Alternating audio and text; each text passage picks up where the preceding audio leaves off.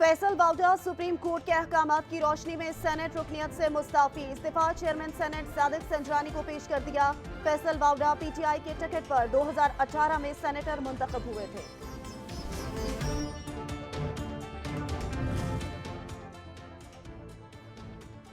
तहरीक इंसाफ के रहनुमा ने तस्दीक कर दी है कि वो पार्लियामान में किरदार अदा करने को तैयार हैं। सिर्फ एक शख्स की आना की वजह से पीटीआई अरकान बाहर बैठे हैं।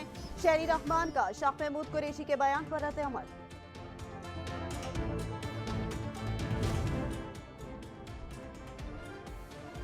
छोटे लोग बड़े ओहदों पर बैठ गए। तर्जुमान पीटीआई फवाद चौधरी कहते हैं, हमारे अरकान ने ऐवान में खड़े होकर इस्तीफे दिए, फिर भी अब तक उनकी नशस्तों पर इलेक्शन नहीं हुए। आमिर डोगर की स्पीकर कौमी असेंबली से बात हुई, जब हम इनसे मिलने जाते हैं स्पीकर कौमी असेंबली फरार हो जाते हैं। अब कह रहे हैं मुझे ऑस्ट्रेलिया जाना है।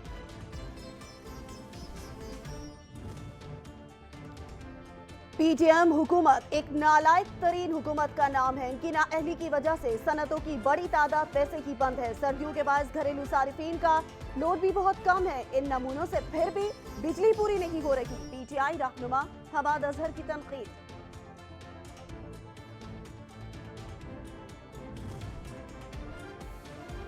लाहौर में असातिज़ा का एहतजाजी काफिला जमान पार्क पहुंच गया। जमान पार्क के बाहर security high alert. Imran Khan की रिहाइशगाह को जाने वाले रास्ते बैरियर लगाकर बंद कर दिए गए।